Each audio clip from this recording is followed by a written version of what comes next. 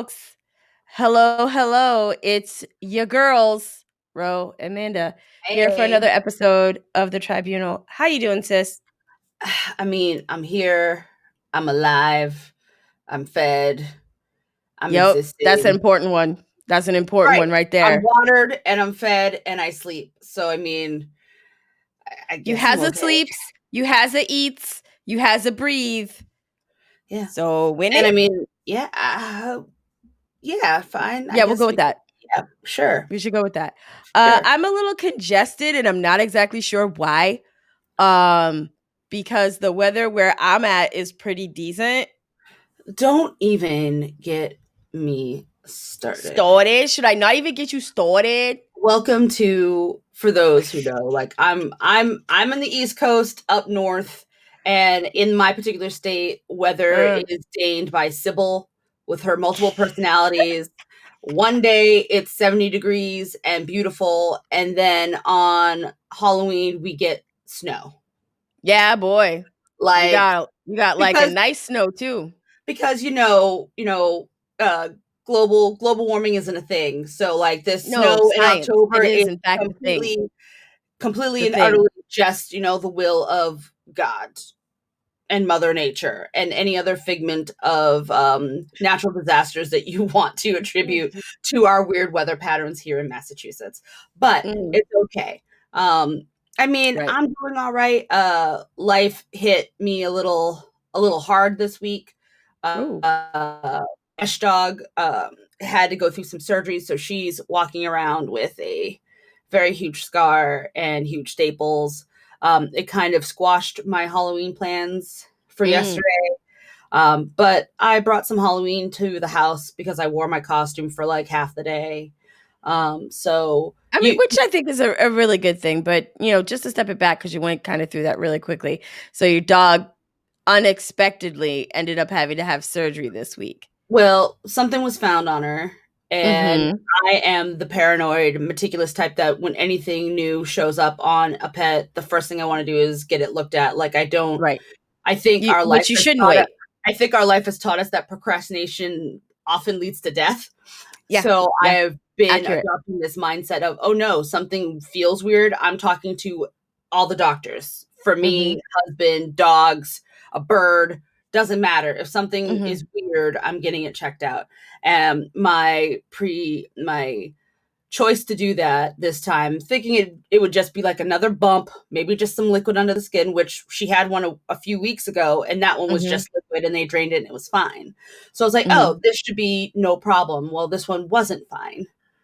Mm-hmm. So that neurosis that I have in terms of always being on top of stuff, I'm kind of glad that I was that neurotic about it because this could have been really bad. Granted, Yeah. half of her side is shaved. She has this huge Frankenstein scar on her side, Mm-hmm. and she's bouncing back, which is good. But Yep. like it sits too close to experiences that we've had, and Mm-hmm. it dragged me through a place that I wasn't ready to go and be in. Which is kind of why Friday when I streamed, I did not play The Last of Us part Yep. two. I decided to shift dad Play God personas of War. Play and play God of Dad of War. War. And I actually thought about yesterday jumping on stream because Supermassive Games released their next piece of their anthology for the Dark Picture series called Little Yeah, Hope, Little Hope. and I bought it and I was prepared to, but I was just worried that if I committed to the hour stream, she wouldn't be nearby, and if something happened, I didn't want to have to like rush off of screen. So I was like, you know what? I'll just wait. Like I might just randomly, oh, I don't know, maybe on Tuesday, hop on for an hour and play it because I clearly missed the opportunity to do it for Halloween, and it is a Mm-hmm. horror game, a choose your own adventure, and it hits all my buttons. I don't know if Voting Tuesday is like Oh the wait, that's day to right. stream Hey, hey that. guys, hey I don't guys. think you should stream No, Little Hope on Tuesday. I mean, oh, actually, that's really funny because I totally forgot. Because yeah, it's the third, and if you are going to go to a poll in America and vote, you should do that. I mailed my shit in, so I don't have to go Right. nowhere. Uh-huh. Um, so Actually, you know what? Yeah, probably should not play games with little hope on Maybe election little day. hope on election day. Right, what is BC Nana trying to say? She got little hope in this Right, country? right, right. Like, let's You know not what? let's not try to like manifest that. Let's Maybe I'll do it Thursday. maybe 'Cause maybe Thursday. maybe That could be good. Thursday. I mean, I depending mean, on the so what are events you of planning on doing on Friday? Last of Us, because Okay. well, I like, just the I thing is, just I'm debating back and forth because I had so much fun playing God of War, and I think jumping between that and Last of Us makes a lot of sense because mhm, I'm getting a dissection of protagonist dads mhm, in an unlikely space. And obviously not even right? that, because in Last of Us 2, with us playing Ellie and Abby, we're really looking at the other side of that father-daughter dynamic, whether Mhm, bloodbound or not, so right. like it's different. But I'm having a lot of fun with God of War. So like I keep thinking, oh, maybe I'll just play more of that. But I don't want to drop Last of Us either. So like I have to be committed to the fact that I need to finish that game, even though I've now Right. started a game where I'm like, ooh, I could see myself playing more hours of God of War over Last of Us Part 2, only because of the severity and the heaviness of the narrative would get to me, I think, a little quicker than when I start getting exposed to the narrative beats in God of Right. War. Yeah. So, but there's other But stuff you that's gotta finish happening. it. I mean, you gotta finish I both of do. them, I mean, to be yes, honest. very true.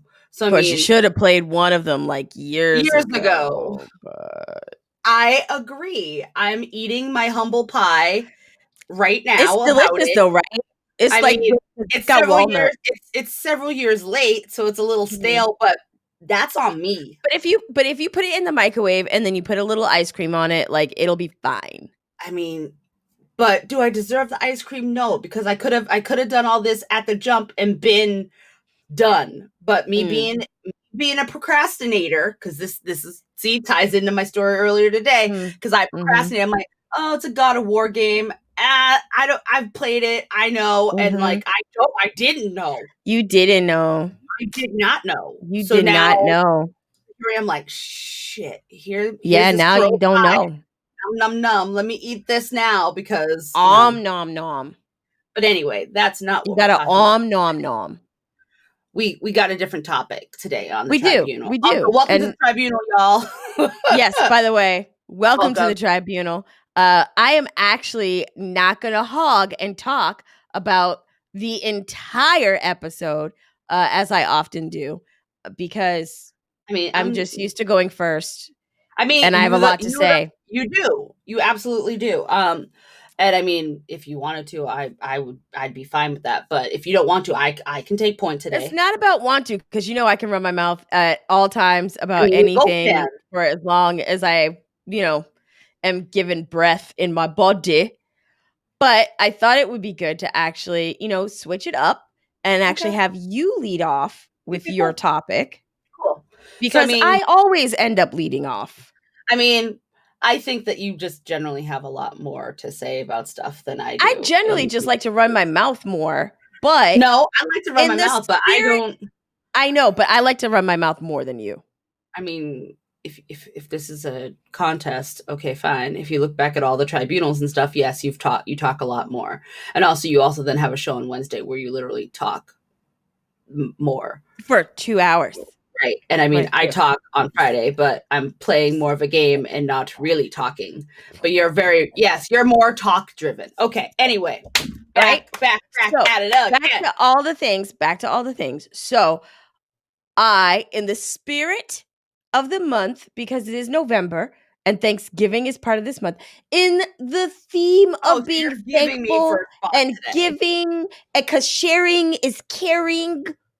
So you're thankful for me and giving me first position in I today's am tribunal thankful for you. Okay. and giving me Like respect. maybe not so much, but When that's I was a neither here baby, nor she was there. too. Um, So she was not so about baby me and wasn't look, about most of me for most of my life. look, look. It came I later. had Initially, I had a good nearly 6-year run where Right. I was With an only child and everybody adored me, and then you showed up. Didn't nobody ask for you? Somebody Okay. called for me. All right. Okay. I It didn't wasn't do it. me. Gondor did not call for aid, Oh, in this but case, you're I'm glad Gondor. that you're here. Yeah, I didn't call for aid. Okay. But nevertheless, people showed up with axes and bows, and it took me a hot minute To to be come like, around to the concept. I mean, But I came around to the concept. I cannot, obviously, because I'm the youngest, I'm the baby. Like I have, and we don't have, and I have no other siblings. So like, I do not have this experience in my life. I mean, I guess probably Well, the we do closest have thing another was sibling. I meant like a younger one because we Right. have our older You are the brother. baby. You don't have Right. anyone younger than you. I think the closest that we have is Fobro, and I mean, Mom really did throw a lot of love Yeah. at him, and there was some like Mhm. tension there for a hot minute with Right. that. So I guess that's Mm. probably the closest to this, but obviously wasn't a small child who did not know how to walk through her feelings of, you Right. know, And that abandonment, happens. resentment, and all that stuff. But I mean, did I ever Mhm. poke pins in him? No. Did I ever think about pushing him down the stairs? Maybe. And I seem to have a propensity for that. Several times, I know, as a matter of fact, you I thought mean, about that. yeah. So, but anyway, that's also not the topic for today. It's not. Why don't you tell the So people what we are talking about today? we're talking about representation in media today. Specifically, I am talking about shows that I want to say I think all stopped running in 2020, but have had long enough running stints from at least 2000. I think the earliest one is 2014 and just wrapped up like February of 2020. So, to be clear, we're talking about broadcast television, Yes. or are we talking about broadcast and network, like, all I together? think we're actually going to talk about we're going to talk about both. So Okay. I'm going to talk about probably with the most knowledge because I personally watched all 6 seasons of it. Empire, which aired on Fox. Okay. I did some research on Power, which came out on Stars, um, Yep. and have watched a couple of episodes of that. Avoided that like the plague, and I think that's actually going to Mm. tie into the discussion a bit today. And then Own, which I've never watched and did not realize. You didn't watch the Oprah Winfrey Network No, I did. at all? I did not get on the Own train. I did not. Oh, When man. she left TV and left her show, I was like, all right, ma'am, Godspeed. I We're mean, she we're tried it with Oxygen and it didn't really work, but she figured it out with OWN, man. right. She did. So I mean, so I'm talking about these three particular. So I'm talking about Empire from Fox. I'm talking about Power Yep. from Star and Greenleaf that aired on OWN. Okay. And I think it's really interesting because these are, I think, three very dynamically different shows, but they all kind of highlight this conception, this concept in drama on TV with people of color. And these stories are always kind of centered around, a family or like a business that always seems to be stemmed and rooted in some type of corruption. Like Okay. it's never like House on the Prairie, but they're black. Like these are wholesome, pure, people of color just trying to survive. Like if they made an Oregon Trail TV show, I would love for them to do like a black family Oregon Trail. It will never. I don't think will ever happen, but it's I okay in my mean, mind. In my mind, it could so happen. it'd be, could you do Oregonish? I mean, because that's pretty much like all Kenya Barris is doing right now, I mean, is more ish shows. it's either ish or black AF. Which actually, I want to write a piece about that because I feel like talk about taking a coin and looking at both sides of it. I think blackish and black AF are effectively the same coin. They're just different sides of the same coin, which I really kind of like the approach. But anyway, Okay. but all of these shows literally kind of center around this foundation of these people in positions of power, these people of color in positions of power don't obtain that power and that status through, it's never old money.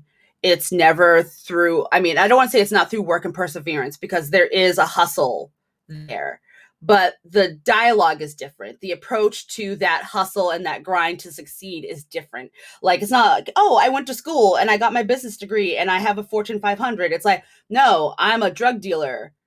I'm doing these illicit, under the table type things to get ahead, as opposed Mm. to the traditional, I just work hard and I believe in myself and I can achieve. Like, it's always through some So it's back not the door. Tyler Perry good guy, you know, The have glistening to. Jesus lover. Yes. I was trying The to not say that way, but I don't think that there's any other way that I you mean can say that. it is kind of a Tyler Perry trope that, Kinda. there's always a super dark skinned, glistening, oiled up, Jesus loving man who sets the world straight. Hey, Girl, you said Jesus, kinda. get you some Jesus and you could get this, but with Look, the Lord Jesus. is my shepherd, and those pecs I make me shall not want. want. Oh, Anyway, I love me some of that I, Shamar Moore. Anyway, I mean, I granted, I think the first initial like glistening black man loving Jesus, I think for me came from Waiting to Exhale. Gloria, and oh, I think yeah, the who was oh, that oh, Gregory? That wasn't yeah. Gregory Hines. But I always think it's Gregory Hines because I think the guy has like a similar look to Gregory Hines, but it wasn't.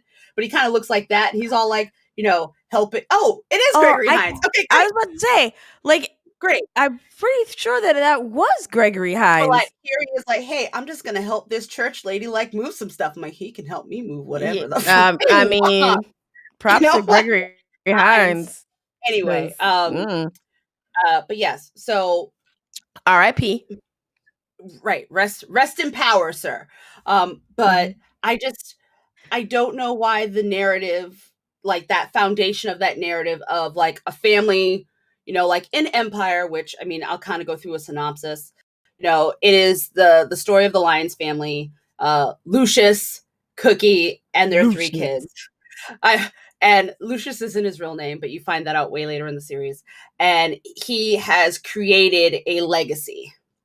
Uh, through music, like was a hustler on the streets, like didn't have parental, did not have much of a stable family situation, had a mom who was suffering with mental illness, and she wreaked havoc on him, and he left that to recreate himself, reinvent himself in this Lucius Lyon persona, and had a gift for music, and built practically, it's kind of like Jay-Z and Tidal.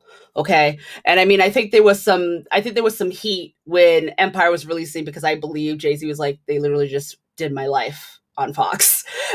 but um but I through mean, but not exactly though, not because exactly. Jay-Z's mom basically just had closet issues, Okay. in order to identify properly, and I do think that it's amazing that she was able to, even at the stage of being super, super in the eye of the world, be able to come out of the closet, identify correctly, and have the continuing love and support of her children, because that's got to be terrifying I too. don't trust understand.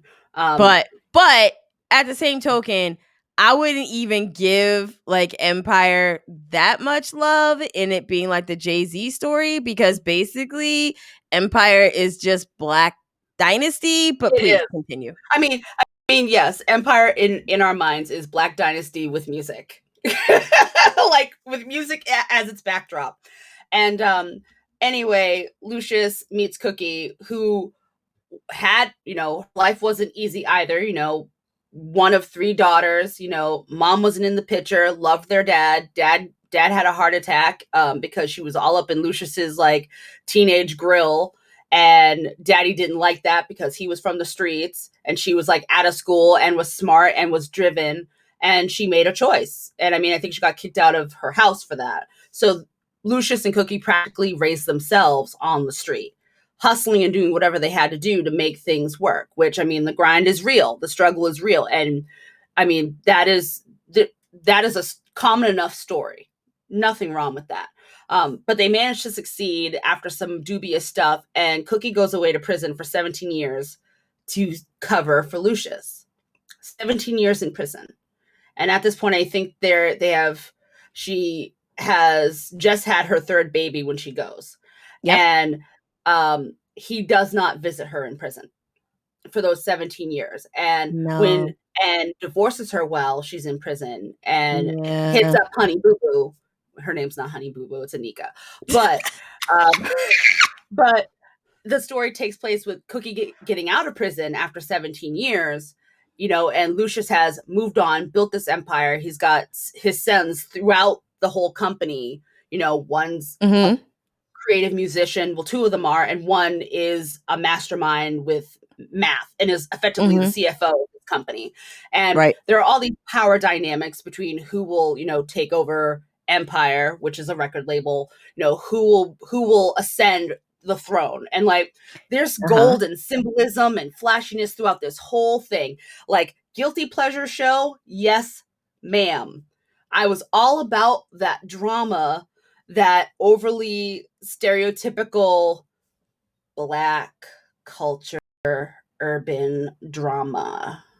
And I knew going in what this show effectively at face value was going to do. And I was like, I don't know if I'm really going to get into this. And then of course I was like, oh my God, yes, please bitch slap her. Please do this. Cookie, please walk around like you are the Queen of Sheba. Like, come the fuck on. And I mean, you got Taraji P. Henson, like she's going to own whatever scene she's in.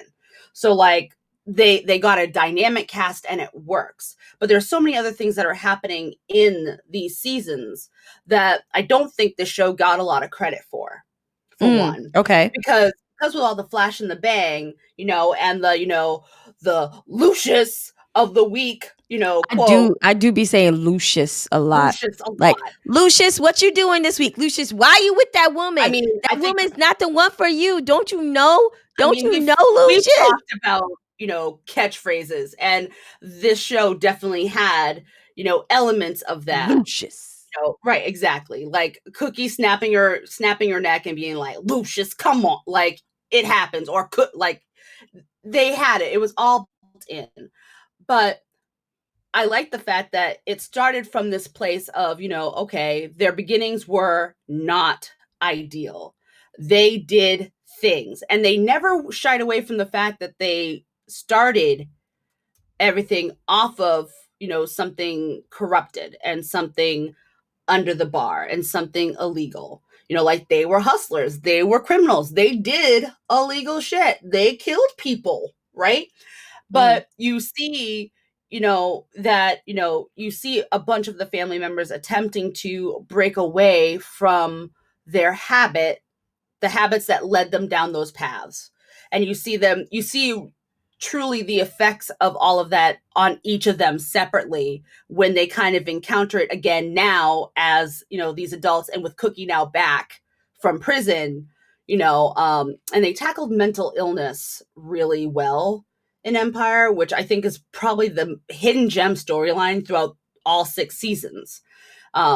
Because they didn't make it, like a comic relief thing. They didn't over dramify it either. Like they really kind of made it feel genuine. Like I think writers really took the step back to really kind of walk through what mental illness can look like. And I think that it's particularly bipolar that they talk about, and kind of like schizophrenia a little bit.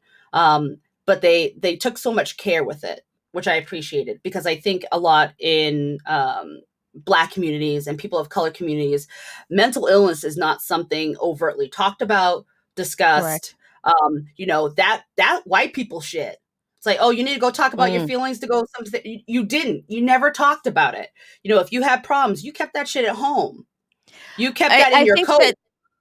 I think that's one of the things that, I definitely give Empire credit for, is that, as you said, throughout all 6 seasons, they touched on mental health, and not in a comedic way, and also not in a crutch way, right? Like we're introduced to the fact that Andre, the oldest son of Cookie and Lucius, is the CFO and like a math prodigy, and he's the straight and narrow. Like I think if you look at all 3 sons, like as a kind of as like a stereotype. Like you've got the youngest who is practically trying to be the next Lucius. Like he's like, I'm a baller, I'm a rapper, I'm the next hot thing, I'm gonna do just like my daddy did. And then you had your R&B crooner who is gay and has struggled with Lucius through, like, the dynamic between the three guys is so staunchly different, but they all have that commonality of the fact that none of them like their father. None of them have that they have that love and Well, appreciation for their well, father, but they have to work to reestablish it through the seasons. and I think that this is also a place where, because I also, like you, have watched all of Empire, because it is also, a guilty pleasure, but also not guilty pleasure.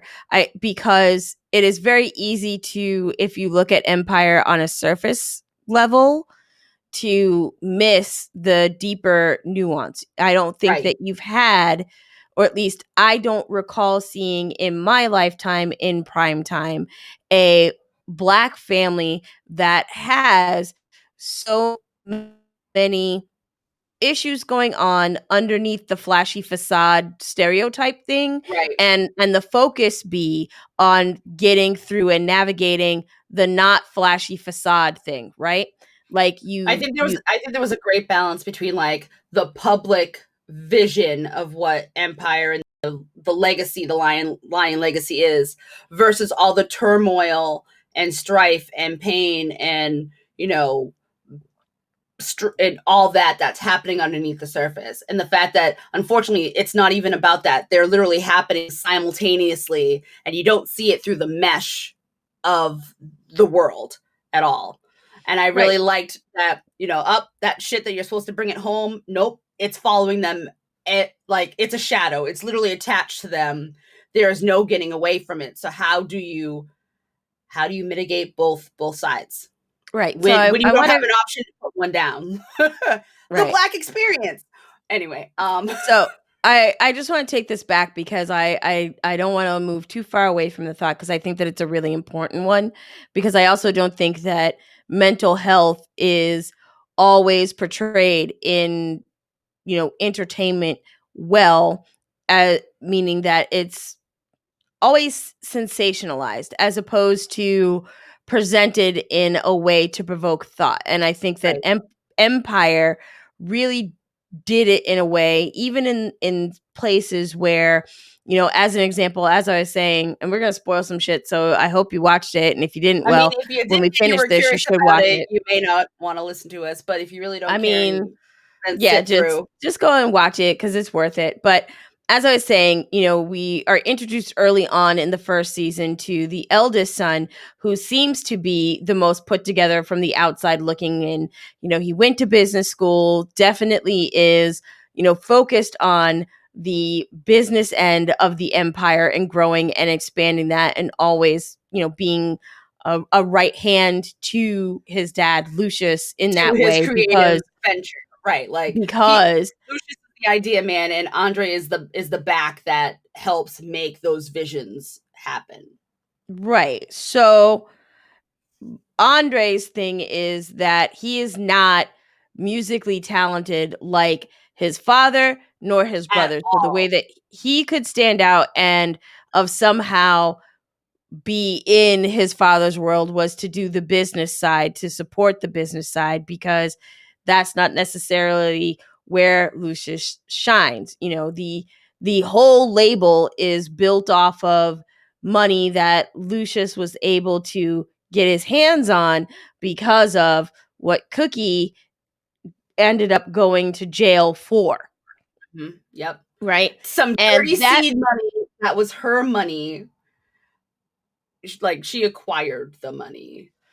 right? So we're introduced to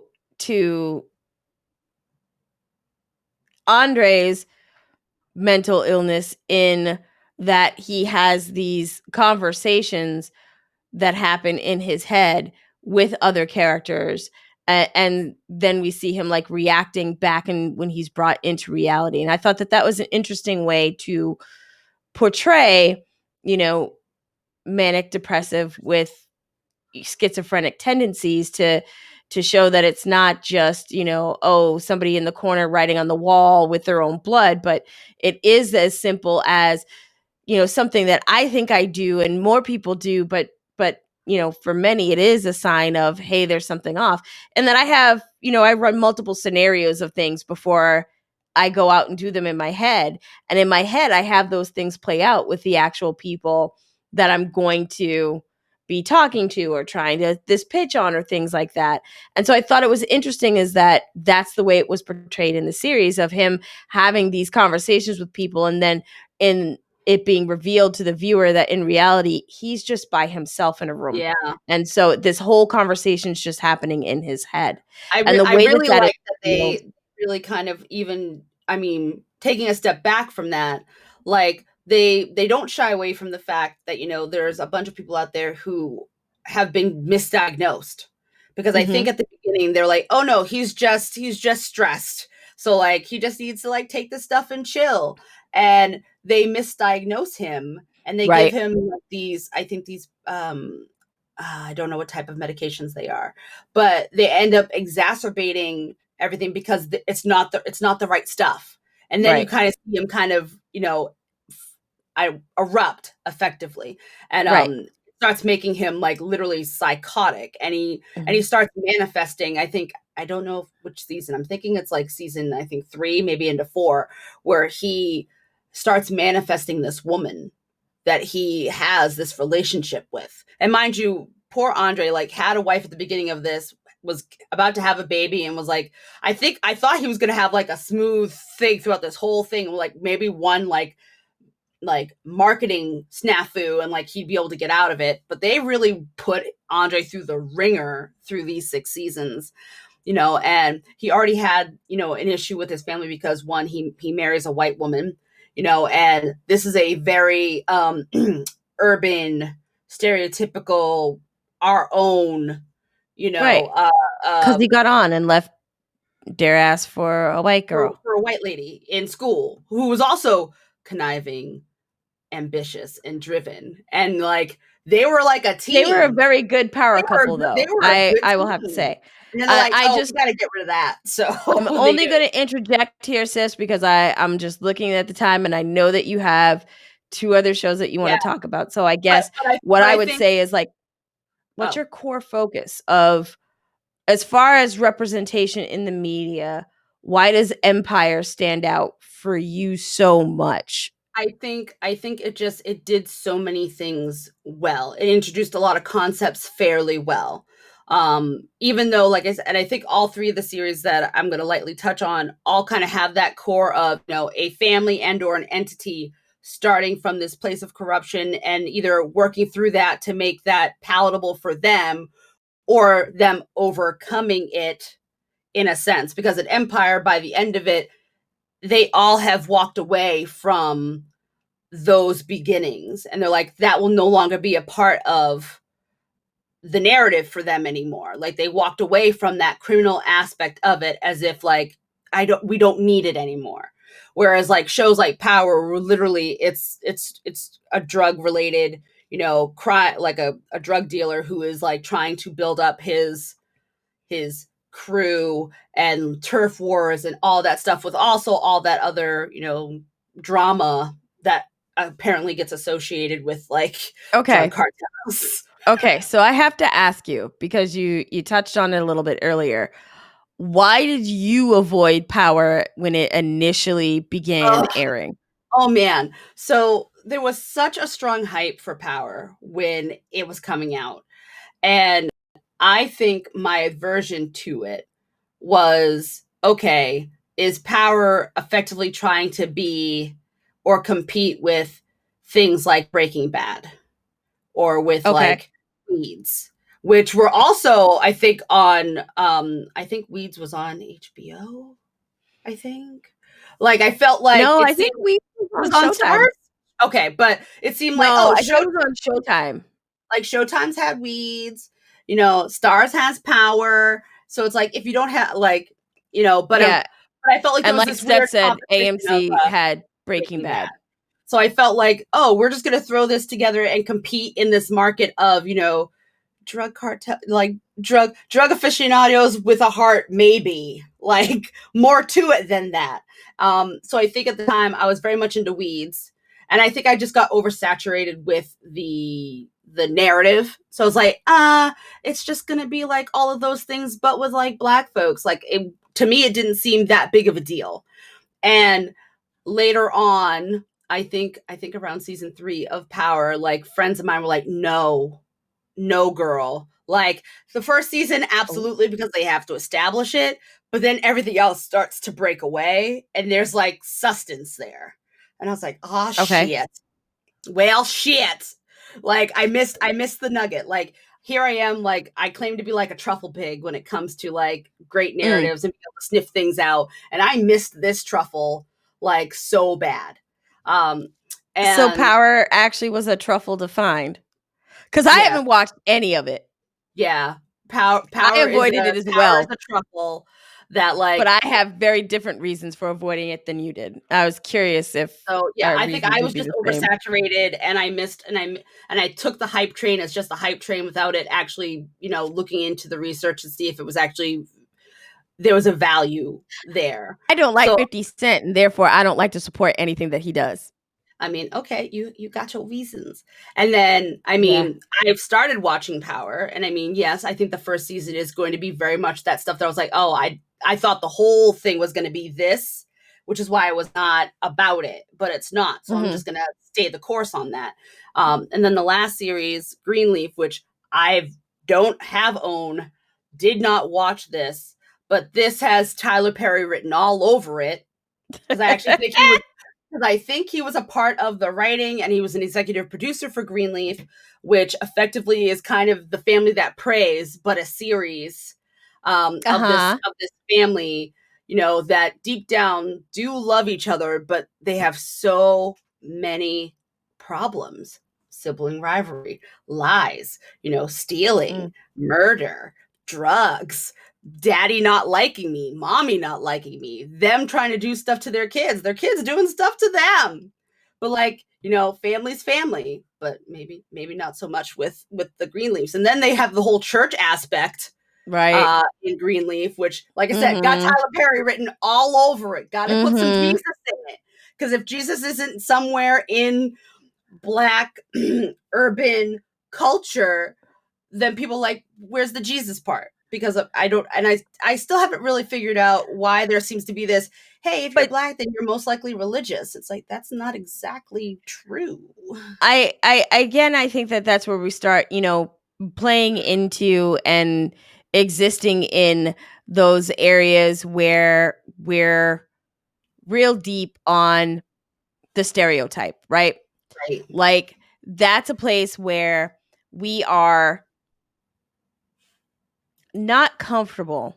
I think when I say we, I mean the writers that are creating these stories, believing in what will resonate with an audience, are not comfortable with if we don't somehow tie it into the things that we perceive are interests that are heavy within the community, then we won't resonate with them, right? And so there's a stereotypical belief, right, that oh, all Black people are Baptists, and so therefore, we need to make sure that we are tying into that base some way. We're doing that touch point, whether it's, as an example, in Empire, every time they do an episode where there's like that made up awards thing that they are Oh always God, trying to yeah, win, yeah. like, right, they always it seems like have people start off with, you know giving praise to God for taking their awards, or, everyone's got their Jesus pieces on, or, even Andre finds his. Yep, he has an arc where he has a crisis of faith or not faith and then finds faith, but then his father corrupts faith because Lucius is the devil. Well, I So mean, his whole thing, I mean, Andre's whole thing is he is the one that from the beginning in the episodes, is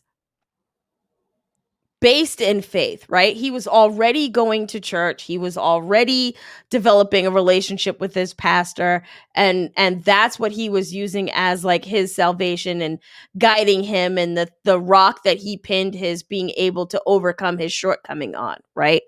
And then even in Power, right? Which I have not watched it. So these are just outside, overhearing Observation. of conversations and observations that I've seen from synopses of episodes. Because while I haven't watched it, I'm always interested in any medium that is presenting a predominantly Black cast or presenting a Black story, because I want to be aware of it. There aren't many of them. So I always want to be aware. I don't have the ability to support, because at the time I didn't have cable. And at the time, Stars didn't have a streaming option other than it You being had to wait tied for those into. random weeks.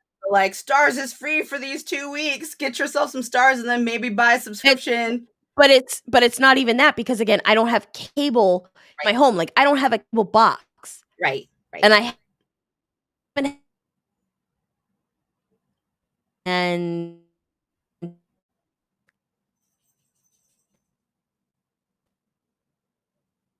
I think I lost you. uh, all digital.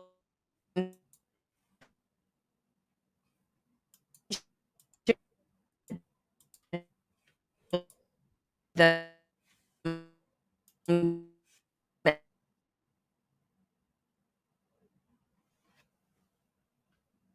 I think I lost you, sis.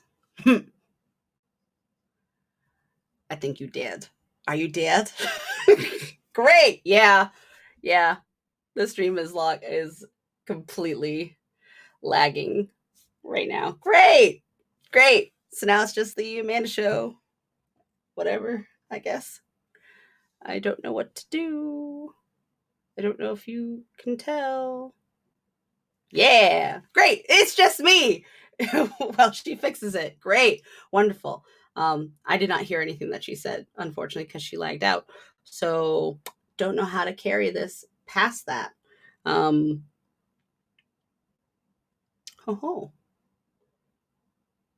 I'm gonna wait that out. I'm sorry. Sorry, everybody. There goes the thought train. Hopefully she will be back in a few minutes or seconds.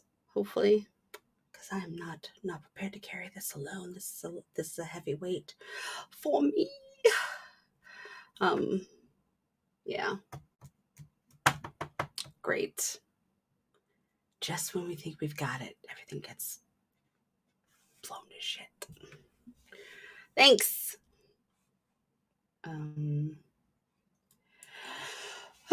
Well, while I hopefully get her back momentarily, hope everybody's having an interesting, fun Sunday. I certainly was up until just now.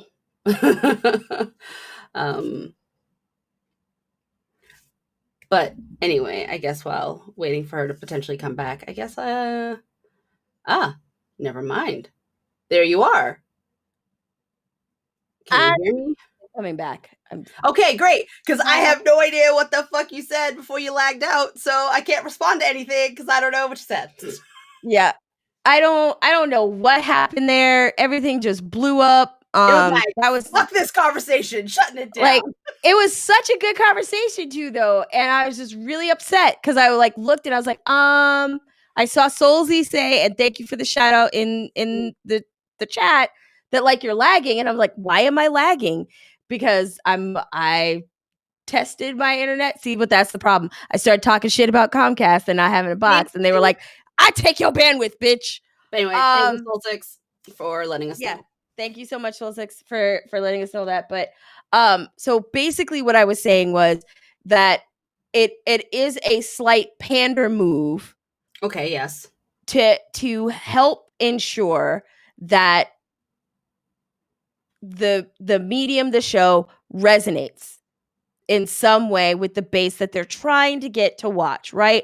And it's also a way to pander to, frankly, the community not being focused on, right? To make it palatable to them to watch, because there is this belief by many people who are not Black that All Black people like chicken. All Black people I like mean, watermelon. All okay. Black people like rappers. All Black people love Jesus because all Black people are Baptists. So if we find some way to bring it around food and music and the Lord, Up we will church. have a, Church. a you know what I mean? Like we will have an embedded base that resonates with, and it's also a known quantity in the world for people outside of that community. So it won't be a stretch for them to come along into the world. That's not true. We know this as Black people, that's not the whole case. We are Roman Catholic. We're not Baptist. I mean, I didn't get confirmed, so I guess technically I'm not I mean, even Roman technically, Catholic. you ain't shit. I mean, Nah, I didn't. I'm just playing. I'm just I playing. mean, You something, but first Holy Communion, yeah, but did not get confirmed. So if that's I true. die You and it's did take real, the body and the blood of Christ into your body. so I mean, I can't get buried in a You Roman just Catholic didn't cemetery because confirm. I did not finish. I didn't finish my sacraments. That ain't happening. That's okay. I am far more spiritual than I am religious. This has always kind of been That's the true. thing is like there's not one true path Right. for anybody in any community. So And stop putting so Black people in a box, y'all. I Because mean maybe just we stop all putting won't people fit. stop putting people in boxes. Okay. Right? But let's go a little bit deeper because I think it's really interesting the shows that you at least I feel it's really interesting of the shows that you picked when we talk about representation because they're all slight notches right of each other as Yeah, you go across the scheme here. And I'm absolutely. smacking the crap out of my mic because I have a new mic and a new mic stand, That's all right. and I'm I not keep quite shaking my used to it. table like there's an earthquake. Oh no, it's shaking. So I'm trying to get used to my new setup that I just set up today. But um I think it's really interesting the shows that you picked as they go, across each other by different notches, right? So like if you start with Empire as an example, and I'm going to switch scenes here and hopefully nothing is going to blow up. And it blows up. And let's see, I don't think we blew up. Okay, we didn't Okay. blow up. Great. So when you think of Empire if that's noon, right? You're dealing with an entire family that is not necessarily on the righteous path across the board, I mean, whether you righteous to agree with them them, or not. sure, but righteous in the morally Well, sound. we just got to stick with the moral ground, right? Right. Let's just stick with the moral Moral ground, right? barometer. So Absolutely. from the moral barometer, they are not morally straight across the board. Right. Lucius and Cookie Mm-hmm. did a whole lot of dirty things, hurt a lot of people, killed people before Empire was even founded. And Yes. Cookie, like the show starts with her going to Empire to get her share as she's released from prison, Prison, right? yes. So like Mm-hmm. it starts from a place of, okay, obviously these people are not necessarily morally bankrupt, but they definitely can play on either side of this. So we're now going to go through this journey of people who may be morally gray as opposed to black or white on the spectrum. I think And there's a that's lot of been Machiavellian plays happening. Like there's a big chunk of those in the series for happening sure. in the series in the season. But yes, Right? I think in the barometer, I think Empire is kind of the middle. You've got Power on this side, and then you've got Greenleaf on the other side. Yeah, and I thought that was a really interesting selection, and I also thought that it was interesting in when you think about the stories to tell that, as far as telling Black stories and representing Black people in current medium, these actually all three of these series do a really good job because they are not all in the same moral space. They are a little left and a little right. And even on the little right side with Greenleaf, there's still all kinds of shady that's going on that's masked and wrapped around, this Yeah. righteous thing. Also, shout out because our girl Meryl Dandridge is in Greenleaf, as is Regina Weasley, who I effing love. Hearts to them both being amazeballs, right? But it's interesting to me that, here we are in 2020 and we have these prominent on major networks, primarily Black cast Black stories, Black experiences that have mainstream appeal. And, that Empire has 6 seasons. That Mhm. Power had what, like 4 or 5 seasons, and No, then it now it has a it has 6. It got okay. finalized for 6, and I think it aired it. And it has a spinoff because didn't Power Yes, 2 start? Because Mary J. yes, Blige is in that shit, right? yes. And Right. now, and I think Greenleaf also, I think it had 5 with talks of 6. So like they're all getting close to like that potential like syndication magic number there, which I think is 7. Well, they all hit syndication. Syndication happens at 5. Oh, I thought it happened at 7. No, you got to go 5 seasons for syndication. Oh, okay. I thought it was 7. Because you got to have at least 60 episodes. So it's 5 Okay. seasons. Okay. As long as you are having, a 12 episode season. If you're having a shorter season, if you're doing a 10 episode season because they're hour and 10 or hour and 20 or whatever, then, but Oh, it's okay. 60 episode.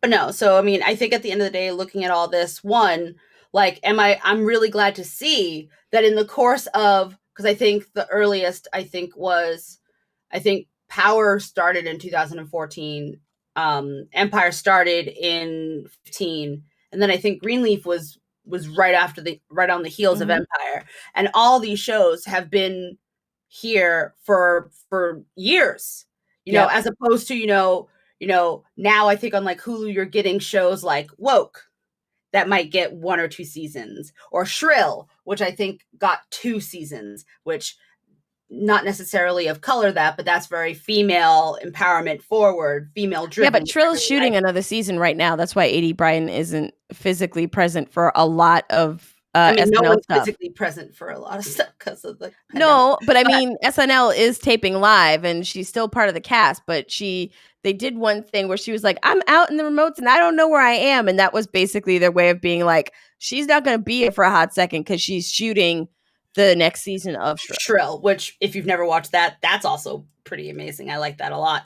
But I just like that, we're actually getting different shades of this dynamic now, whereas generally, in terms of drama, like shows, like soap operas and all that stuff, like there are few and far people of color in in those shows. Like, Well, and I think that that's like your most interesting angle here for like all of this talk is that each of these in essence are just primetime soap operas, right? right, And yeah. when you think about soap operas in daytime, I think Bold and the Beautiful, As the World Turns, General Hospital, Passions, all of those guys all of and those guys. your primetime dramas, primarily it has been tokenism as far as representation goes, right? Mhm. Like if I say, okay, name the Black people on The Young and the Restless.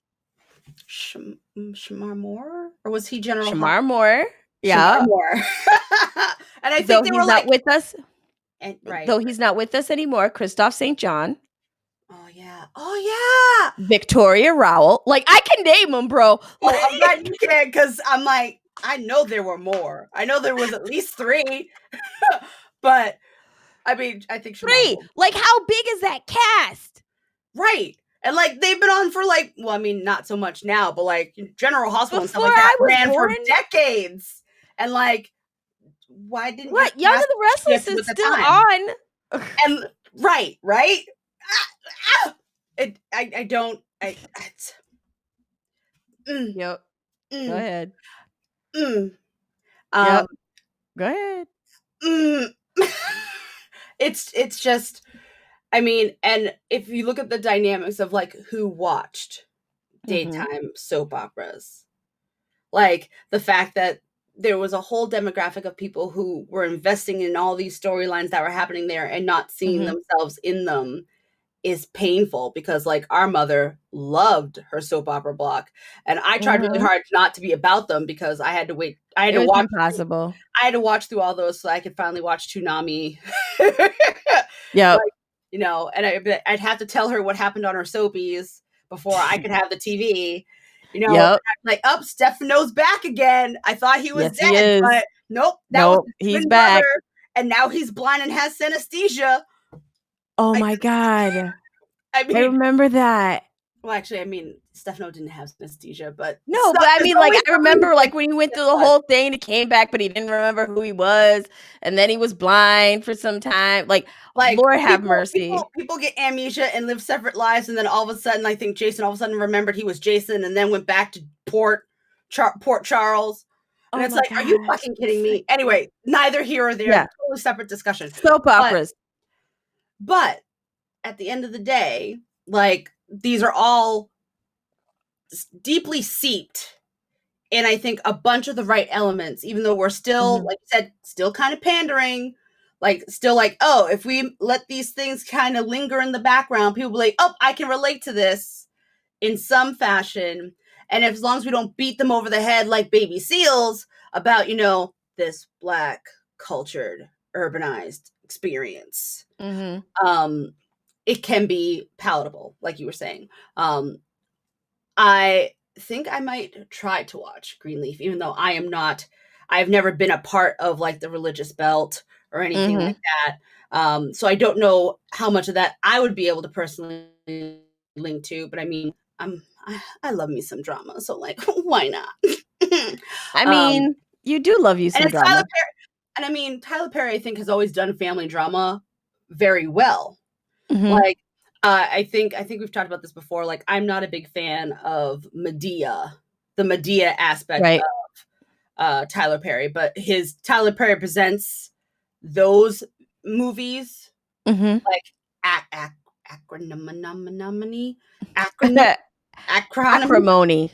Thank you. The Why do you Rage movie. struggle so much with that one? I mean, I forever will.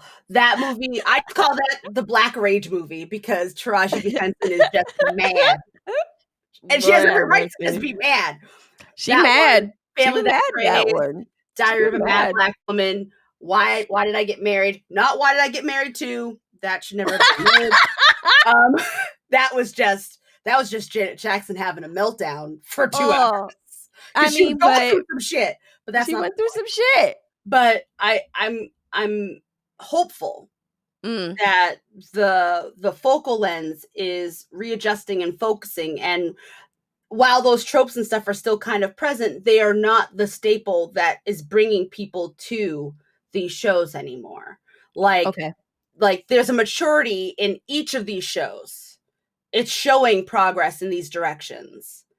But I don't think a lot of people, I think people who didn't were not expecting that. So when they got into these shows, they're like, oh, there was more to it than this. Like it was Mhm. like the iceberg. Like, oh, we see this little bit of ice and there's like so much more underneath the surface.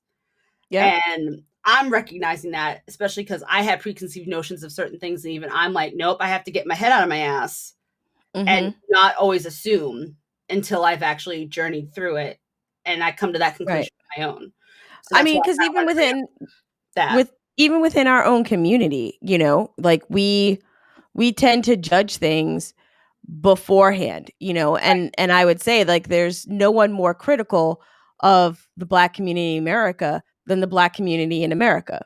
Right. It's like, hey, Don't believe me? Just ask, any Black person who is your friend, right. Don't be really just your asking friend. randos. Don't Yeah, just don't ask ask me. randos because bad things will happen to you, and Don't we'll do it. see it on the news. But Yep. like, if you go to your friends, if you ask them like, okay, so what exactly is a bougie Black person? We can all explain that to you very well. Yes. Very well, very well. Very well. Right? So we are highly critical of our own community, like I absolutely had very, very specific preconceived notions of what Empire was going to be when I first saw the teaser for the show. And when I heard who was cast, I was like, all right, well, here we go. It's just going to be Hustle and Flow, the TV show, Yep. right? Yep. Totally And thought it was gonna be hard and out here for a music pimp. Yes, I did. right, like that's exactly what I thought. And so I was late to the Empire game because I I had know. that notion and I just didn't want to support and double down what felt like and what I perceived to be another stereotype characterization of Black people doing music in the industry, right? because what I expected the show to be was like this guy was going to be doing backroom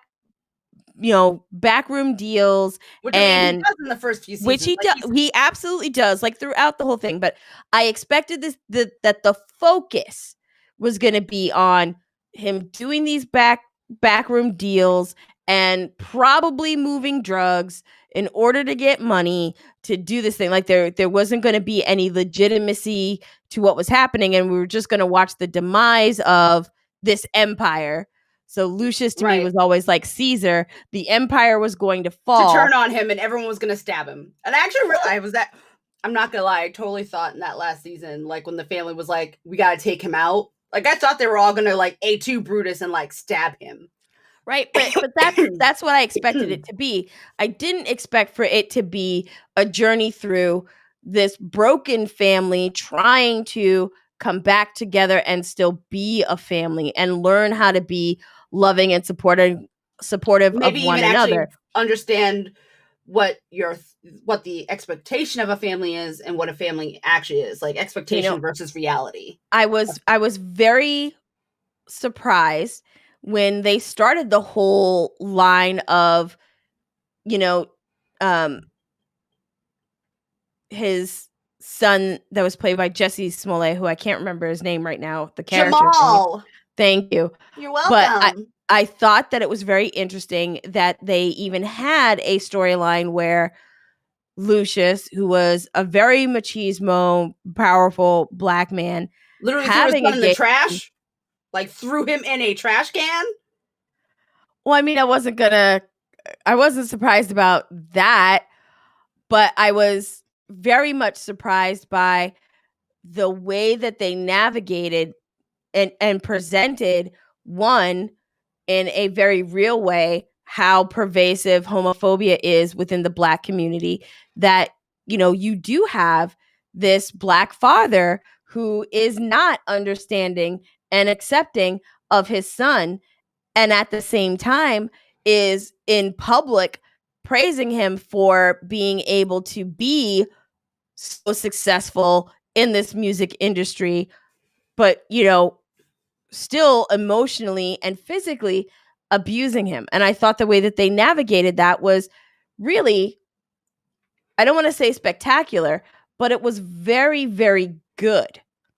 And So I I mean, think I think because Empire approached that, and I think like I've said throughout this whole thing, I think Empire has approached a lot of these topics and focal points with a lot of care and direction, pivoting to Lovecraft Country, which I've talked about on the Tribunal more times than I care to count about. But there's a plot in that where the main character, oh, you dropped again. Okay, great. Anyway, in Lovecraft Country, there is a storyline with the main character Atticus' father, who is also was closeted and is gay and a homosexual and has been hiding his whole life his truth, and literally the fear of his son living a life like his, he literally abuses Atticus to beat the sweet out of him effectively in Lovecraft Country. And I think that has even taken this direction, this narrative type of beat point, to a higher elevated level. And I kind of actually, it wouldn't be us if there weren't problems. right. Right. See, struggles It are wouldn't real, be. guys. Struggles are real. The struggle is so real. See, this is what happens when I let you go first. You know what? Just playing. You know Just what? playing. Just Nope. playing. You just Just put the playing. juju out there. You're right. I'm See? just playing. No, I'll just be honest with you guys. This is probably the last tribunal that we do with this streaming platform. Because we've just been having a lot of issues with it of late. So we're probably gonna move over to something different for the next one by the next one. But yeah, it's just our platform keeps cutting out on us. So I apologize for that. I'll try my damnedest to wrap this up quickly. Just because there were a couple of things that I wanted to touch on from a Go right different ahead. perspective. Yes, please. But So I was talking about media outside.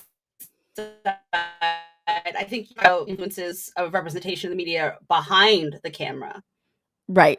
Right. And where I wanted to focus a bit more was, for me, I think it's so interesting to see how many more people are getting opportunities, specifically people of color, are getting opportunities to bring more things out, and tell more authentic and realistic stories.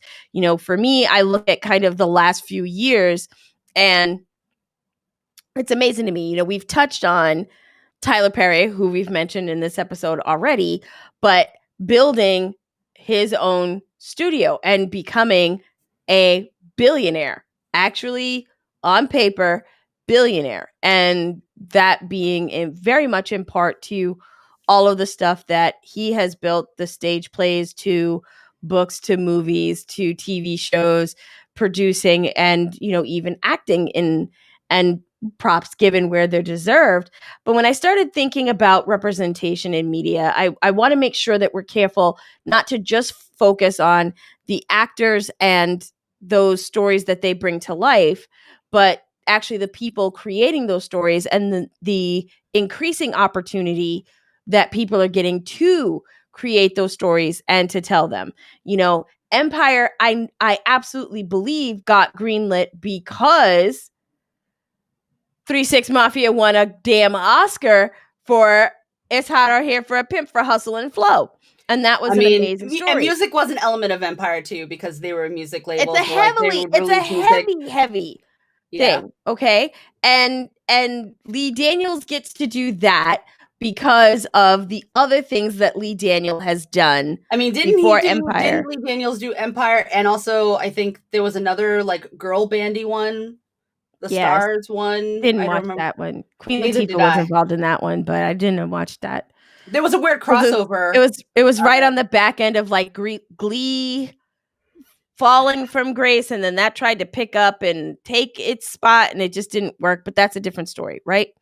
But I do think that it's very interesting when, like, I look at the space right now and I look at, okay, so Tyler Perry has Tyler Perry Studios now, which is just a huge production lot. I mean, the new Coming to America movie was shot at Tyler Perry Studios.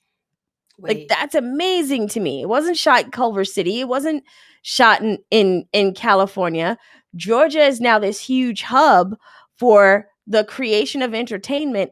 And that huge hub is Black owned. And wait, sis, did you just say there's a sequel to Coming to America? Yeah, Coming to America 2. Right now it's being shopped around. Yeah, you didn't know that? No. Yeah, it's being shopped around right now because they're not going to be able to release it to theaters because pandemic.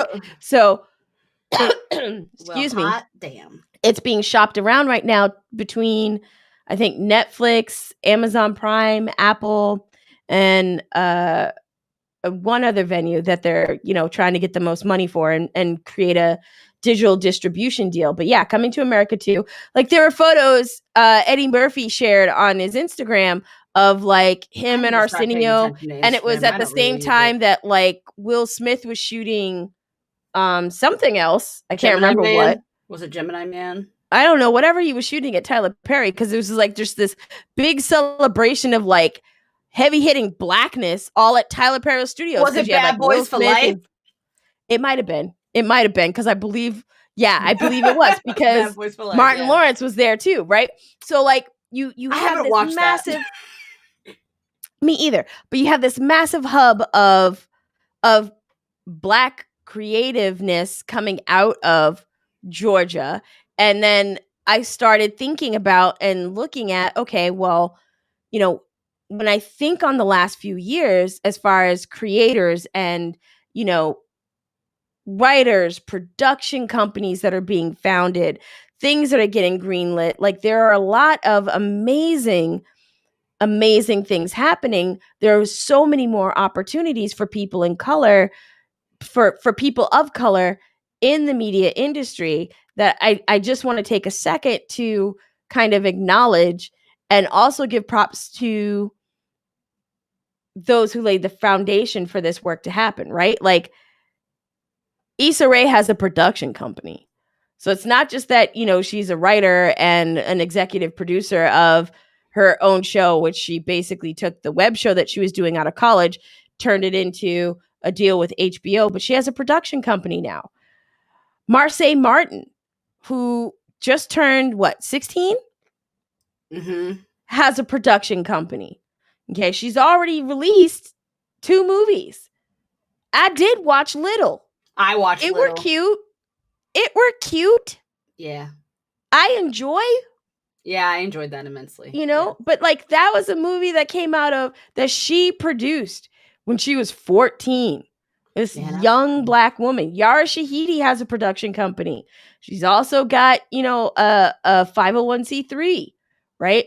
There are so many more opportunities for the creation and the storytelling that is authentic within our community, coming from not only the younger generation, but also being adopted by so many more people. Like I look at how many people are creating series now, legit yeah. series I mean, on we've YouTube got and Misha Facebook. Green, who did Lovecraft Country, once again plugging Right. that again. And I mean, And a lot of people were misattributing Lovecraft Country to Jordan Peele and J.J. Abrams, who were executive producers, and I think Jordan wrote yeah, for I was it. going to bring that up because that was a note that I had Yeah, on my section, yeah. Sorry, for my section. sorry, I sorry. Um, I'll go die but now. I'll just I go ahead sorry, and I sorry, I sorry. I'll just.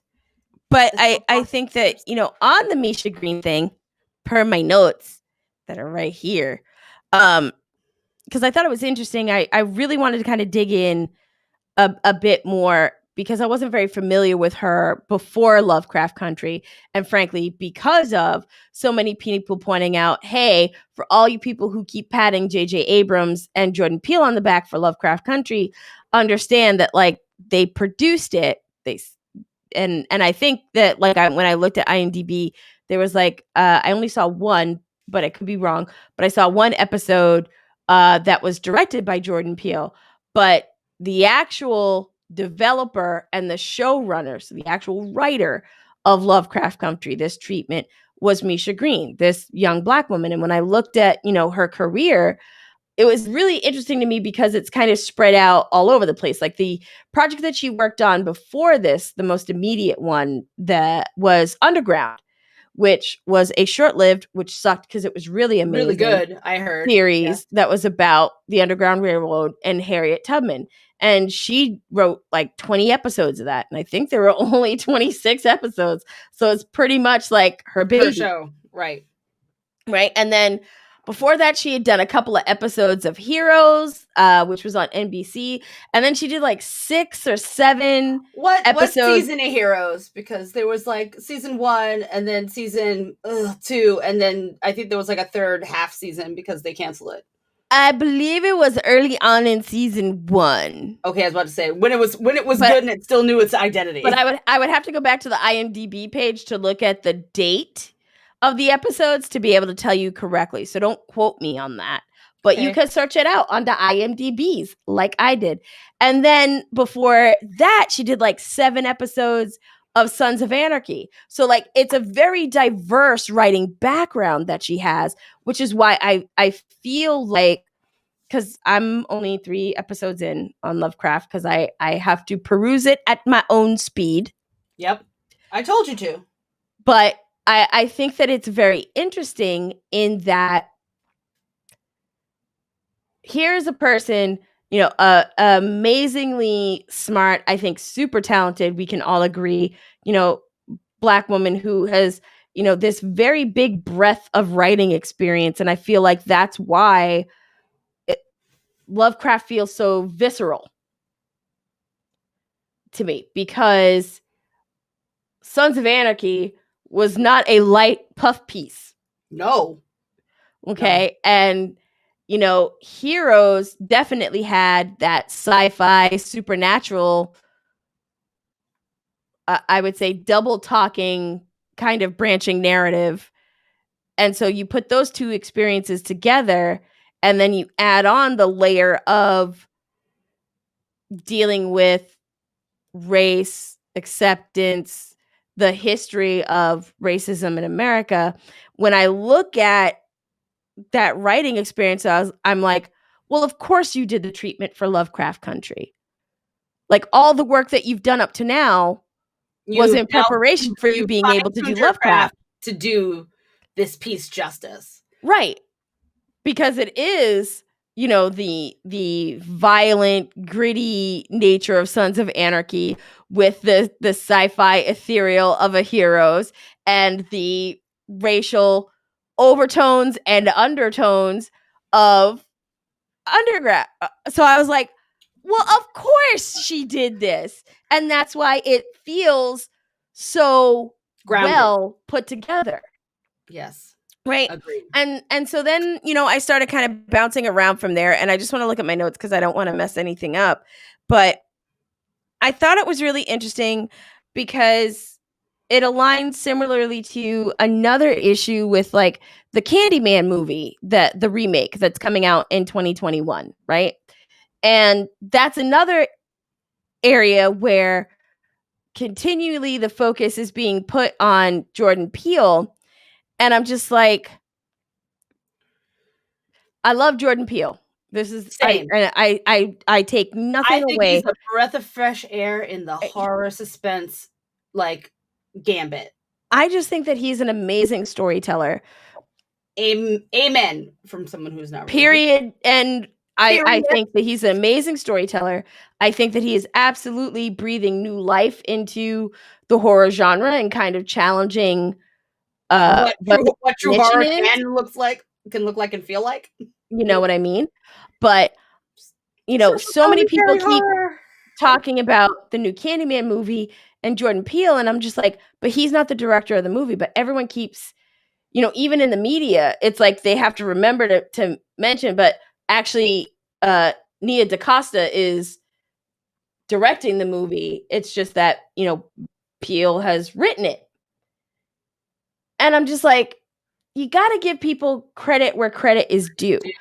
And I feel, you know, in both of these instances where they're very, very big vehicles, it feels like the media continues to focus on the men that are attached to the project as opposed to the women that are driving it, right? Like you can't not focus on Issa Rae in driving Insecure because there is no male in the immediate top seats driving it, as far as the producers, as far as the lead writers, as far as the developer, you know, those are all women, and Issa's in each of those groups. So there isn't another, you know, man behind a woman type thing to focus on. She's the flagship, and I think you're absolutely right. I think in all these other instances, media is shaping it to put the male in the flagship position, even when his participation is not the level that commends it. I think you're absolutely right. And that is the one continuing disturbing thing to me in this new opportunity, you know, run up area where we are, you know, where we're in this space of leaning in and Me Too and all of these things to lean in, you know, to put focus on stupid.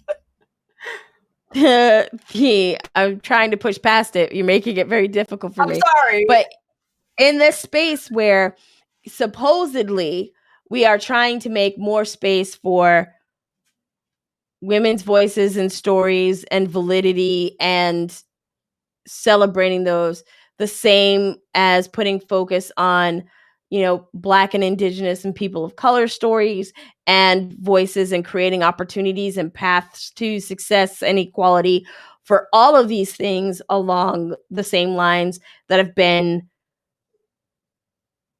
really cis white males' bread and butter for hundreds of years. Just gnawing on that sustenance, boys. It's still just disappointing to me that even in 2020, looking at stuff going into 2021, that feels like it hasn't changed.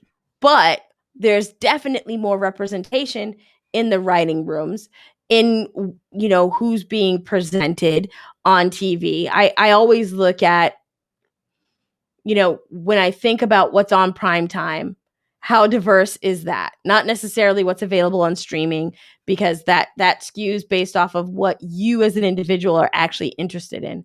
But like, what is the makeup of the majority of prime time? And it's not yet at a level where I'm like, oh, this is a really good, nice swath of representation across daytime and primetime broadcast representation. But it does feel better than, what we've had in a long time. I love the fact that there is a Power Two, a Greenleaf. I think that those are all great. And I think that it's really, fantastic that we also have in that same time and space, a Barb Hart's Abishola, which I initially was also kind of taking a step back from, because I was like, I really feel like this could either be really, really good or it could be really, really bad. So if you're not familiar with that series, I would say watch it because it's surprisingly actually good. But Bob Hart's Arbishola is on CBS. CBS of all places. Like CBS Access? Yeah. So you can watch it on CBS Access if you have the streaming CBS, which I think it's about to be called Paramount Plus. God damn. As I recall, I believe I chatted about this on a Wednesday wind down, but it's going through a name change because everything has to go through a name change. HBO is probably going to come up with another name soon. What's beyond Max? Like HBO I don't know. It's Ultimate. Premiere? Oh God! Don't say that out loud. They'll hear you. They probably already did, but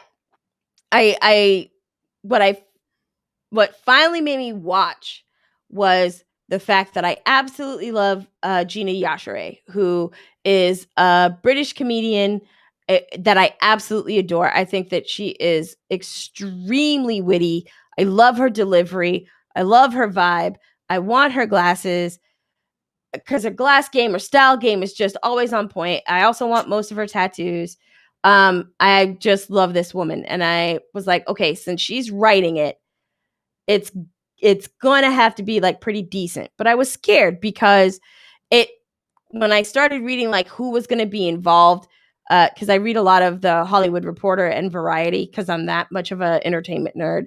When I started to read who was attached to the project, I started to get really worried because it was the lead male actor from Mike and Molly, who I'm forgetting his name right now, and I didn't write it down on my notes because I'm dumb, and some Christine Ebersole, who I absolutely love. I've loved her on everything I've seen her on the stage and, movies, but I was like, it's not a musical, so like, how is this supposed to work? And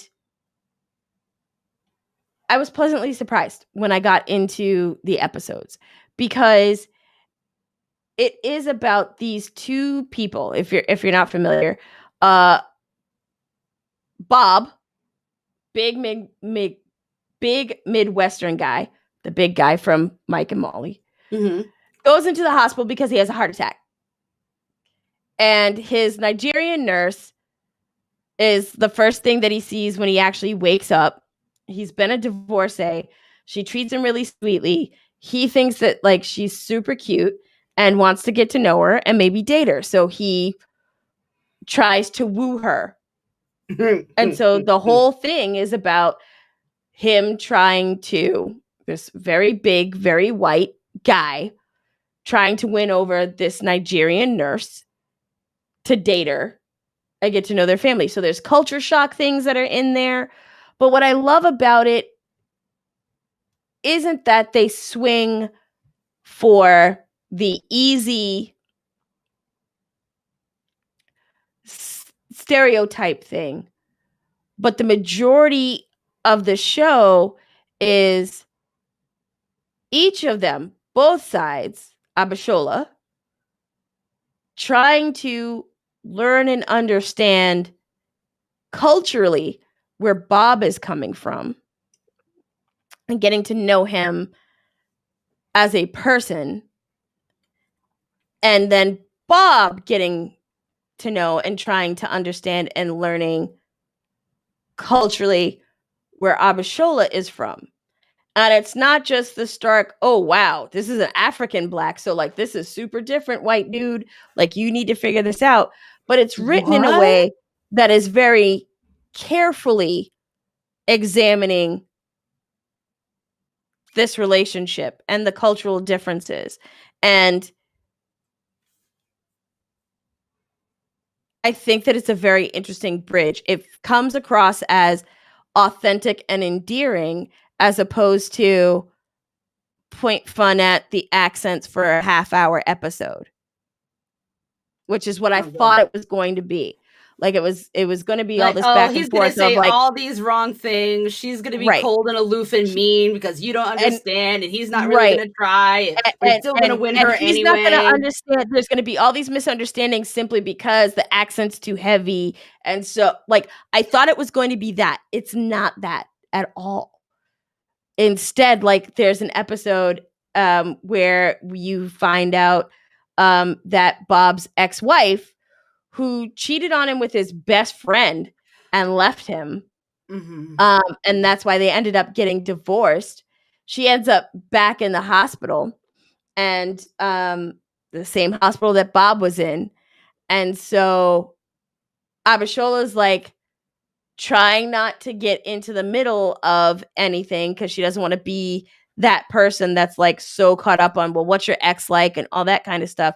She's really trying to be an adult and just be like, okay, so she's my patient. We're in the hospital. Like, Yeah, there's I'm a going to history take care there, of my but it's a patient. history and it has nothing to do with my present. So I don't Right. need to. Until it starts becoming part of the present because, Bob, at the behest of his mother, played by Christine Ebersole, it's like, but you should at least go, so because just in case this doesn't go right, like, would you be able to sleep being like, I knew that she was there and I didn't at least go say, hey, like, we're on this other side of this thing and like we're cool. And so he does that, and she is at a point where, okay, the guy that she like left her for a younger model. So she's Oh. now without somebody. And so because he came and was like nice, she remembered, oh yeah, this was the nice guy that I left behind. So she tries to get back in the good graces. And finally, Mm-hmm. at one point, she ends up going to Bob's house. Bob's there taking care of his mother who's had a stroke. So she's like in rehab, and Arbishola is the rehab person. And so Bob's like, all right, well, we should probably do dinner, talking to Arbishola. And his ex-wife was like, okay, so what are we gonna have? And finally, like Arbishola like puts it down. It's like, Like we are not gonna have he's anything. not talking. You, Karen, can walk your little ass out of this house because you left this man, so you don't get to be here and come back. So stop acting like this is your You house don't or a get place none for of you this to be. chicken. Be gone, ho. Right. And I'm just kidding. and That's so clearly like the counterproductive. looks that are on the faces are amazing. And she like packs up her stuff and leaves. And instead of just going to like the laugh track and like, okay, you did that.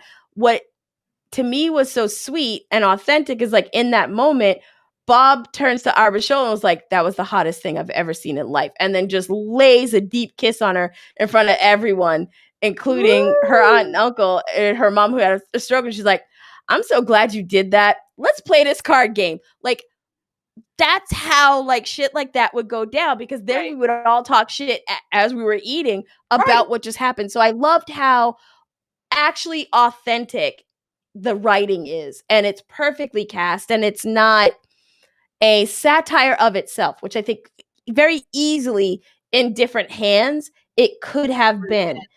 And instead, it is I think, like I said, a very endearing look at how two very different cultures that people come from and the traditions that they have that they've built can come together and honestly explore each other. Like there are moments that they don't get it right.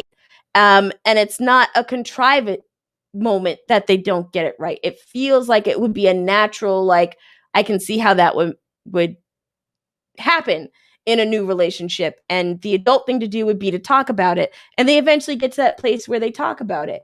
So I just think that it is such an endearing show, and it's such an interesting way to explore two cultures coming together to try and move forward.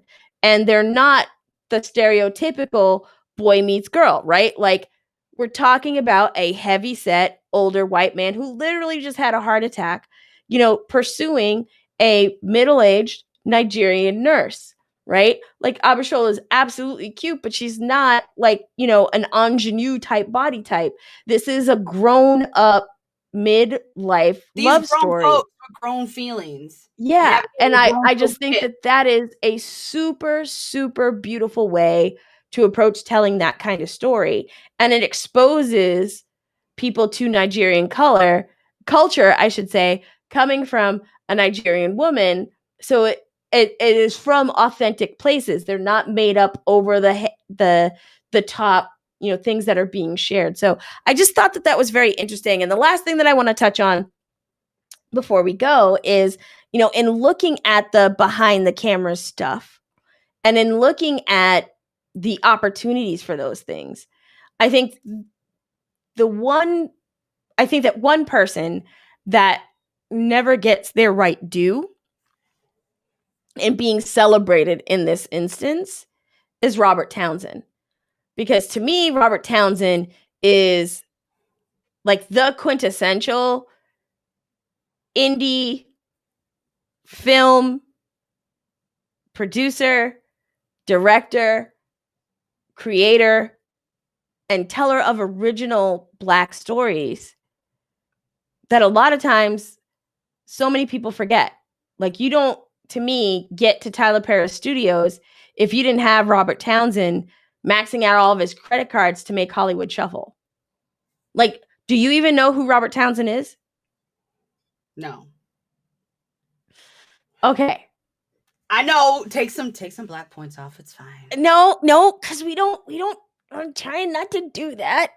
That's not right to do. I know, but you often do it. But sometimes you need points off. I know. All right. So Robert Townsend, actor, comedian, and when I say, grandfather of indie movies, I do mean that. So do you know the 5 Heartbeats? No. Okay. No, I'm sorry. Sorry. Okay, so that's a movie you need to watch. Okay. Because you don't have the Dreamgirls remake movie if you don't have the 5 Heartbeats. Now, I saw Dreamgirls, though. Okay. All right. So put that one on your list. Okay. Okay. Write this down. How about Hollywood Shuffle? No, you probably haven't seen that. Because if you saw that, you would know who Robert Townsend is. I don't. What about Meteor Man? Meteor Man? Meteor Man. Meteor Man? Sounds familiar. Okay, do you please don't. I feel like I'm about to hurt you. Here it comes. Do you remember the Carmen a Hip Hopera that Beyonce was in on MTV? Yes. Fuck! Fuck! Okay, so Robert Townsend directed that. Okay. God damn it. Sorry. Okay. All right. That hurt my soul. I'll get over it. Sorry. Okay. So Robert Townsend, actor, creator, if you saw a photo of him or an image of him right now, you'd be like, I've seen that guy in stuff, but I didn't know that that's who it was. So Robert Townsend is, I think, probably the best example of creating a path for more behind the camera opportunities for Black people in Hollywood. Like, Hollywood Shuffle is literally a satire pointing the finger at what, at the time that it was created, and I think very much still to today, what the experience was like of being Black in Hollywood. So, like, he's basically a struggling actor. He's trying to get, auditions and get roles in TV and movie pieces and commercials. And he's got a group of friends, and they're all doing this Hollywood Shuffle of going around to all these different interviews, trying to make things happen, borrowing from this one to get to that one. And they're all seemingly interviewing and auditioning always, it feels like, for the same thing. Junkie number 3 and, prostitute number 7 and all these kinds of things. And in the movie, he questions, like, why is this all that there is for us to do in Hollywood? Like, why can't I be the leading man? And at one point, one of his friends that he's talking to, who's, got a do-rag on and is kind of chunky, and I've seen him before in things like play a lawyer, but he's just like, because, man, this is what it is. Nobody gives a shit that I'm a classically a trained operatic singer. No, what I have to be is junkie number 7 and say, where's my crack, man? Like this just over the top, like shucking, jumping thing. And it was amazing because at the time that I saw this movie, I didn't know anything about the entertainment industry. I had never, I didn't know what SAG was. I didn't know how auditions worked. I just assumed that like all actors were, on a list somewhere and people knew who they were to get them connected to do things. But No, yet somehow, if you're not SAG and you do any type of work, they'll just recast you and put someone who is SAG on the project, and then you don't get to be the thing anymore. but my thing was, somehow in watching this movie, I somehow inherently felt what I was seeing, I knew to be true of that experience. Like as it was unfolding, I was like, yeah, that actually is what it must be like, because I started thinking about, the things that I watch. And I'm one of those few people that does stay at the end of movies to look at credits. And, typically when I finish binging a series on whatever platform I'm watching it on, I watch the credits because I do want to give the people who have entertained me the honor of sitting through so I can see your name, so I can give you, that validation. Even though I may never meet them in my life, I feel like I need to see you so that, one, I absolutely make the disconnect between you as a person, an actor or a writer, and the character that you portray or that you brought to life. And so I need to value you as who you are to do those I things. love So being I that. try to do that. Yes, thank you.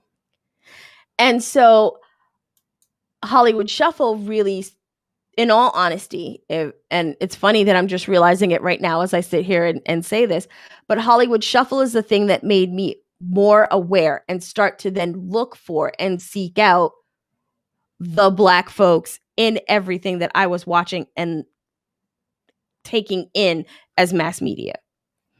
And seeing how many actors that I knew to be amazing stage actors or things like that, like it made me much more aware of like how many times I found them in the background or as a throw off character, as obviously a token character in a thing, and how that needed to change. And this is a movie that came out multiple decades ago, but Robert Townsend didn't stop there. And again, like he maxed out all of his credit cards to get the movie made because nobody wanted to make the movie, so he maxed out his cards to make that happen, to shoot it.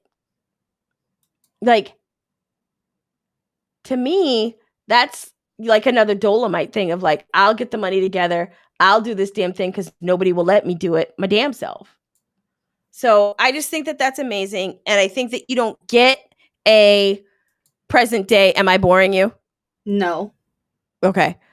But you don't get a present day Yara Shahidi or Marseille Martin or Ava DuVernay or Issa or Jordan or even, Chappelle's show.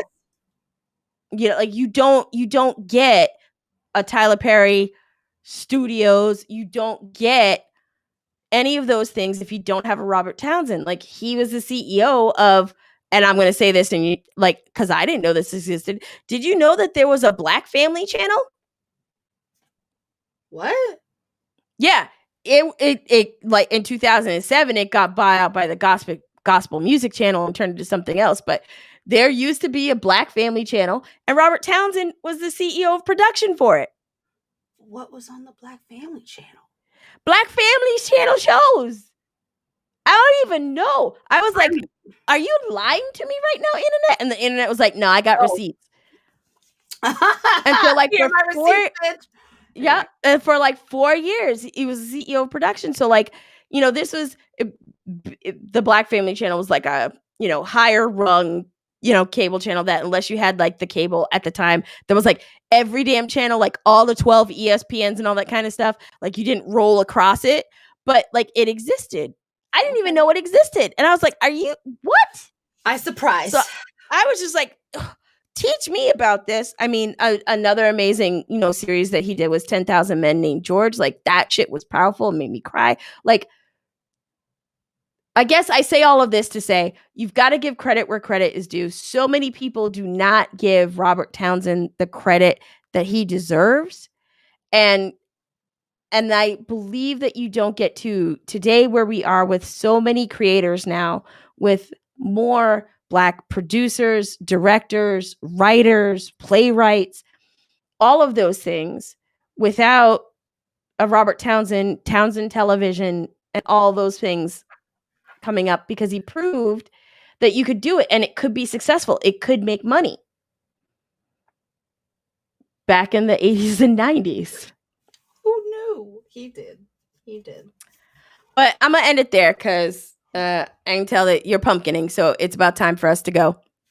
I only have so much juice in a day. I only have so many spoons. That's why you need to like get on. I'm just saying, not sponsored. I just like it. I wish I had a beverage right now. Yeah, it's hot as fuck come into this in my studio. You should come into this bitch with a beverage. It makes it so much better. I've been glistening this whole show because I'm like sweating like a hoe in church. They do be sweating like that. So I want to thank you guys for sticking with us through all of our issues. We will get it twerked out for sure. I've enjoyed this conversation. I think, we will continue to have this conversation because obviously these are not the penultimate or ultimate representations of Black folks in media, but it's a place to start, and we will continue to talk about this because it's important. Motherfucking brick. We're gonna build it. We are going to build it. But I want to say that I appreciate you all for sticking around with us through it and being part of the conversation and joining us here on the Tribunal, which we do every other Sunday at 3 p.m. Eastern. You can catch me on Wednesday nights doing my Wednesday wind down from 7 to 9. Again, the time is Eastern. Playing games, talking about news that's happening in the video game and entertainment industry, and just like having a nice chill community night. So please make sure to pop on back and join me for that. Right now, I'm playing through Gears of 5. I've switched it up. Gears of 5? Gears of 5. Gears of 5. Gears of 5. So I'm playing Gears 5 on the system. And hey, bro, you playing that on your Xbox, right? I sure am, as a matter of fact. Maybe this Wednesday. Yeah, could I be playing it co-op campaign with somebody? Yes, I could. If that person wanted to jump in, it could happen. I mean, I tried to get that person to play co-op story before, but they were like later for that. So I had to let it go. Let it go. You know what? Let it go. How about this Wednesday? I'll jump in and we could play some Coop. Oh, that would be dope. Because that would be dope. I kind of want some runny ducky snipey. Runny ducky pew pew. Runny ducky pew pew. Yeah, I think so. Yeah, because that's where I'm at, and I needed that, and that's why I switched off of Beyond Good and Evil, which I will finish, but I think that I'm actually going to finish it as a series over on our YouTube. So I'm going to do a sit and play and chop that all up. So that will be coming, but I'm going to play on stream Gears 5. I think I can get that on Games Pass. So it is on Games Pass. So I can get it, and then I can jump in on Wednesday, and we can have sisters with Gears. Yeah, Gears 5. So it'll be Sister X Gears. Yep. Done. Committed. Done.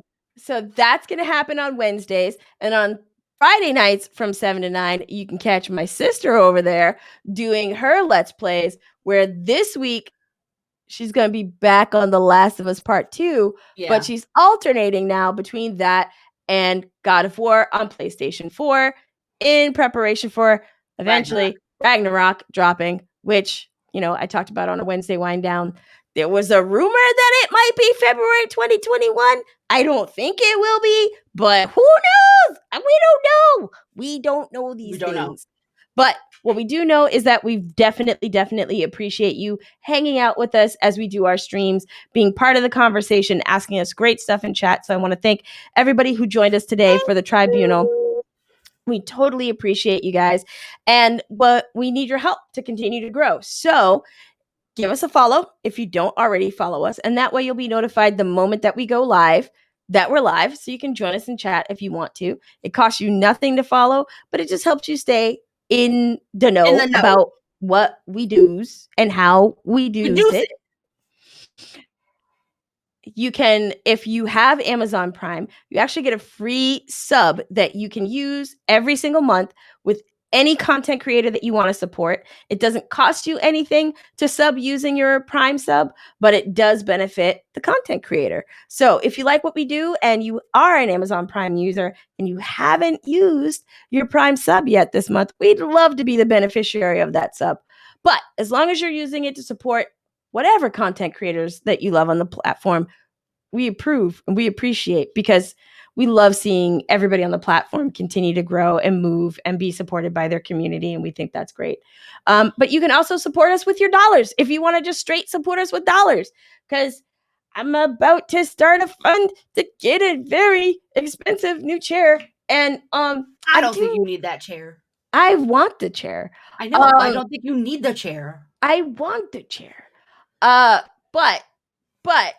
the thing that we do want to do is bring on a video editor. So we are going to start promoting our tip jar. It's available on our page, but we're going to start promoting it on stream. So if you'd like to support us that way, we appreciate it. But again, we appreciate any way you support the channel. So whether that's just tweeting about us or engaging with us on our social handles, which you can see right there at the bottom of the screen. We're on Facebook, we're on Instagram, and we're on Twitter at Black and Pat. We totally appreciate that as much as hitting a tip jar and throwing in a buck. So in whatever way that you want to engage and be part of the community, do that, because we appreciate it. So I'm Ro. And I'm Manda. Remember, always and. Never or. We will see you guys in a couple of weeks for another Tribunal. And I will see you along with Panda on Wednesday. Whoa, why are you throwing my old handle like that? Because you're Manda Panda. You've been Manda Panda for 40 years of my fucking life. Like, I'm going to switch it up. Just like I'm going to refer to myself as Ninja sometimes. That's going to happen. I'm dead. Okay? Especially because, like, it's one letter off. You went with Manda for this. Like, Manda Panda. Manda Panda. Like, what do you want me to do? I need food. I'm just saying. Bye. Bye.